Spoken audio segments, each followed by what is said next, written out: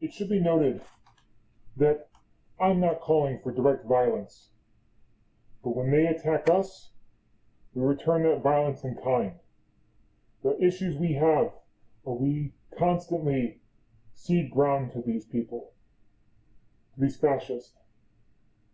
We constantly let them take and take and take, thinking they will have enough. They will never have enough. Hello, my fellow comrades. Today is a very sad and scary day.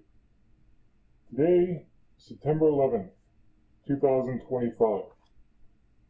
It has been 24 years since the attack of the Twin Towers, since our country ceded most of its civil rights to an authoritarian idiot. And today, the current person who occupies the White House, the president that the American people voted for, has declared war on its own citizens, fully this time. The day before yesterday, a Nazi was put down live on social media. He was shot in the neck and died later on in the hospital. May he rest in piss and burn in hell, like a good Nazi should.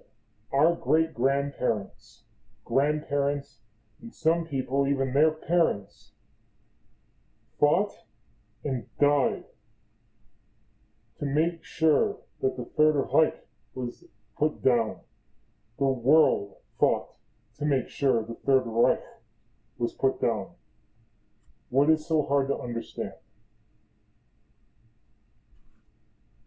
And yes, the person who was put down was a Nazi. He talked like one. He proliferated ideas directly out of Mein Kampf. He followed a playbook that was used by many fascist leaders and Nazi leaders. And he paid the price for it. Comparing abortion to the Holocaust. Absolutely I am. In fact, it's worse. It's worse. Were these blacks trying to go rob her? Happening all the time in urban America. Prowling blacks go around for fun to go target white people. That's a fact. Black crime is a major issue in our country. Why are you pushing criminal justice reform exactly? Joy Reid and Michelle Obama and Sheila Jackson Lee and Ketanji Brown Jackson, they're coming out and they're saying, I'm only here because of affirmative action. Yeah, we know. You do not have the brain processing power to otherwise be taken really seriously. You had to go steal a white person's slot to go be taken somewhat seriously. Now, the southern border is, of course, the great replacement. They're trying to replace us demographically. They're trying to make the country less white. It is an anti-white agenda. If I see a black pilot, I'm going to be like, boy, I hope he's qualified. America was at its peak when we halted immigration for 40 years and we dropped our foreign-born percentage to its lowest level ever. Is that thou shalt lay with another man shall be stoned to death. Can we get that picture up, Ryan, of that Marvel's Avenger team? Now, I don't know who the person is on the left. Is the person on the left that came and did the interview with Joe? The TikTok? Your government is being run by freaks. It's like immediately I have like a flashback to a country where weren't able to do Bud Light commercials. What does being trans even mean? Is that even a real thing? But that isn't the scary part. So now that you know the history of what's going on, today, September 11th, the President of the United States has declared open war on any dissident who isn't of his team, who isn't of his party, who isn't of his circle. To understand fascist movements, the reason why they fall eventually is because after they exhaust attacking everyone, they start to attack themselves. When I say that our president has declared war on the American people, he is. He already is attacking the most vulnerable people in our society right now. He's going to work his way up that ladder slowly and surely. But then it's going to get faster and faster. Eventually, it'll eat itself. Fascism is an Ouroboros. What happened to this Nazi was literally what we consider to be called a Reichstag fire. That was an event, if you don't know, in Germany that sparked the Nazis' destructive, evil campaign. And it started exactly with the same type of words that our president announced today. Every single right-wing agitator on the internet, on social media, and even on the mainstream media is calling for war against anyone and everyone that isn't them. They're saying they're calling it the left.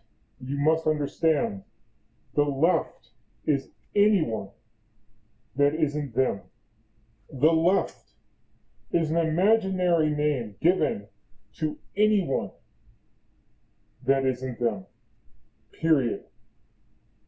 One day it's gays, Jews, gypsies, blacks, Latinos. Tomorrow it's you, blind mom in suburbia. Did you not follow the exact order they gave? You must be a leftist, and you must be purged. This is what happens in fascist regimes. This isn't how it starts. This is how it snowballs to the end. It started well before our president was reelected into the White House. It started even before the buffoon sent us to a senseless war overseas where we killed millions of innocent people. But now, we're in the thralls of what that is. We're in the thralls of the end stages of that.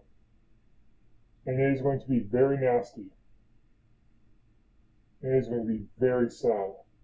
Now I get to talk about the real problem, other than we are now having our first Reichstag fire moment. And that problem is we have a lot of people on the left and liberals, real leftists, I should say, and liberals not meeting this moment. They're trying to put back and say, we need to lower the temperature in the room. That political violence is not the answer. And that if we only hold our hands and sing Kumbaya, that together we can be saved. Well, Buttercup, it's time to give you a little taste of reality. That's not how the world works, and that's not how any of this works. The Cuban Revolution was politically violent. The People's Republic of China, Mao's takeover, was politically violent. Fidel and Che Guevara's revolution was politically violent.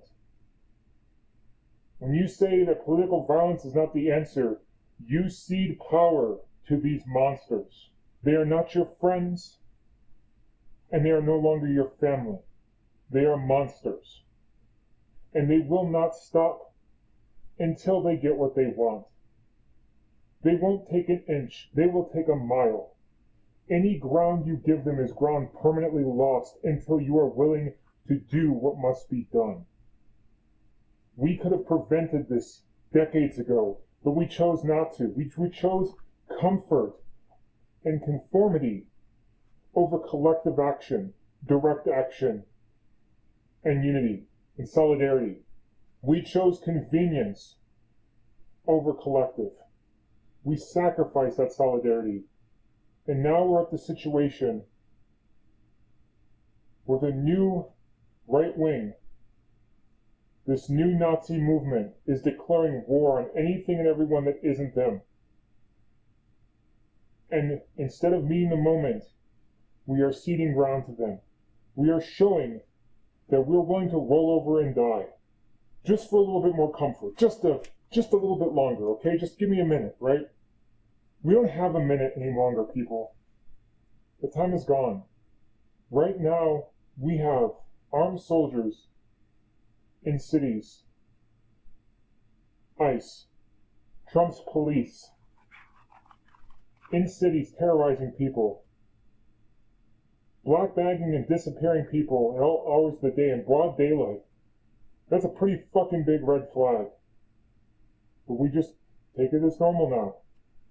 We have people who are born here, but because they're not white, vanished. No one knows where they went. No one can reach them. Their families are flippant. Just another day in America now. That is not good. Wake up. That is not the America that our grandparents and great-grandparents or parents fought and died for. And I know my American history. I'm not going to wax poetic about how genocidal and terrible this country is. And I'm not going to wax poetic that this is a good opportunity to make it better. No. This is a call to everyone here who's watching, to every comrade out there, and maybe every resist lib who's finally realized, oh shit, it's hitting the fan now, that we need to protect our communities.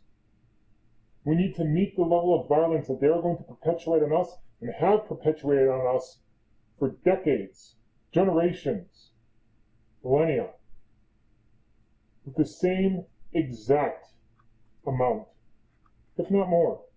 They do not care about you. They don't care. They relish in killing you. Now, I'm not saying to relish in killing them. It should be noted that I'm not calling for direct violence. But when they attack us, we return that violence in kind. The issues we have are we constantly cede ground to these people, to these fascists. We constantly let them take and take and take, thinking they will have enough. They will never have enough. Not until every one of us is dead. But if you do not meet that moment, they will escalate. How much more evidence do you need that they will keep escalating? It's been there for decades. And now it is literally at your doorstep, at your feet. And you want to turn down the temperature. That temperature is gone. The boiling pot that was on that pressure cooker has blown itself through the roof, destroyed the fucking stove, and there ain't nothing left but a hole in the ground. That's gone. You can't wish for that to come back. As more and more people turn protest into direct action, that fascist fist of our president will eventually clench harder and tighter. When they start the invasions of our cities, they will come after the most vulnerable first. And we people need to come together and fight to protect our own people, to protect our own communities and our own cities. If we don't do that, the killing will be far greater. The deaths, the needless deaths will be far greater. You think it's horrible now, the families being torn apart by ICE? Just imagine when they start opening fire in cities for no fucking reason other than it's fun, against black people and brown people and gay people and trans people and anyone who isn't them. And then they start going into the suburbs where the houses are made of paper and trash, where a bullet can go through 20 or 30 fucking houses before it stops. All the death that they will do. And you sit there trying to hold decorum and say, oh wait, we can still talk this out. There is no talking. There is no talking with these people. They don't care. They want blood. They are declaring war on us. They now have the permission from the president, and he is more than willing to lead this war. So it's time, America. It's time to wake the fuck up.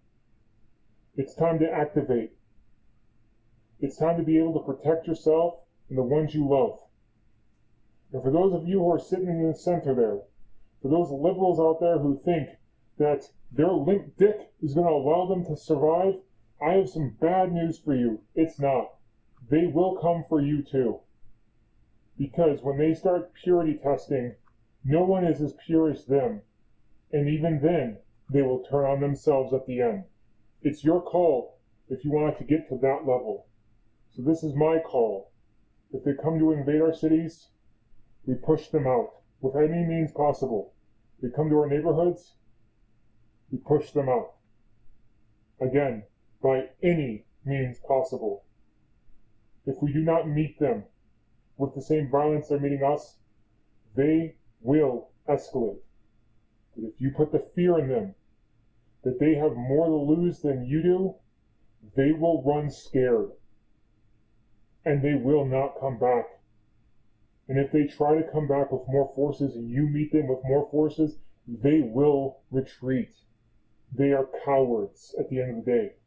They're not used to victims standing up for themselves. They're used to being just the bullies. You want to stop this war before it starts? Then it's time to start standing up. It's time to start celebrating the deaths and public executions of these Nazis, even if it's their own kind taking out the trash. It's time, America, to finally stand up for what you believe in, or at least what you say you believe in. So the Nazi that was executed on social media and in the public, we don't know who his executor was. We don't know what they are, who they are, what their political leanings are. But our current president is saying it's the left. It's basically anyone that is not them. Radicals on the right oftentimes are radical because they don't want to see crime. They don't want to see crime. Worried about the border. They're saying, we don't want these people coming in. We don't want you burning our shopping centers. We don't want you shooting our people in the middle of the street. The radicals on the left are the problem. And they're vicious, and they're horrible, and they're politically savvy. Although they want men and women sports, they want transgender for everyone. They want... On the left, if you look at the problem is on the left. It's not on the right, like some people like to say on the right. The problem we have is on the left. And when you look at the agitators, you look at the scum that speaks so badly of our country, the American flag burnings all over the place, that's the left, that's not the right. Now, this person could be a right-wing fascist himself. We don't know. But what we do know is that they're using this as their hashtag fire. It does not matter if this person is left or right or Nazi themselves. They will manufacture whatever they want to do what they want. Just like their hashtag fire. You have to understand that. There's no celebrating if the shooter was right-wing. The celebration is that one of the most influential Nazis is silent. But there's another thing you should know. The Reichstag fire has been debated as an inside job to start the Nazi takeover. And we must come to the understanding that this Nazi being executed could have been also done by the state to manufacture consent for what's about to come. That is the grim, dark reality of how these fascist regimes take full control. They find one thing, or they manufacture that thing, they clamp onto it, and then they go. And they wait and they hope for people to not stand up against them, for people to not meet them with the same level of violence that they are intending to inflict. So let me talk about political violence. Political violence is not just executing Nazis on TV.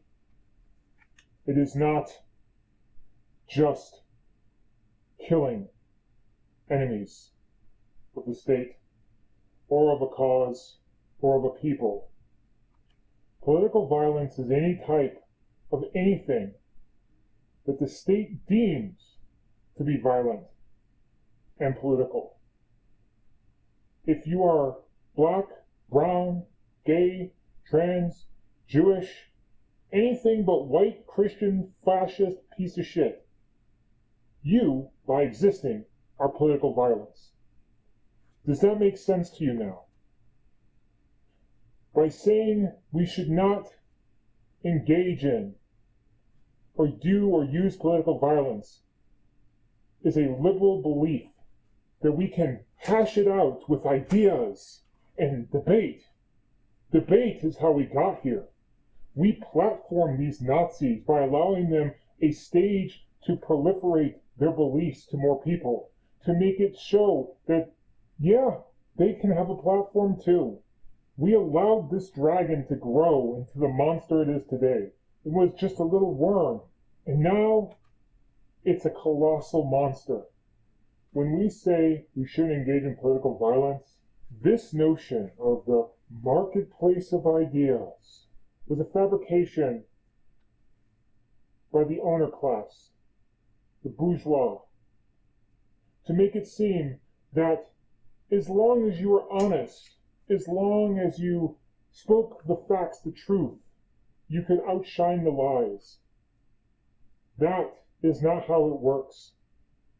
By allowing lies to stand next to truth and reality, you poison the minds of people and you sully the reality and the truth to such a degree that eventually anything that is the reality, that is truth, that is justice, that is knowledge, that is science, is a lie.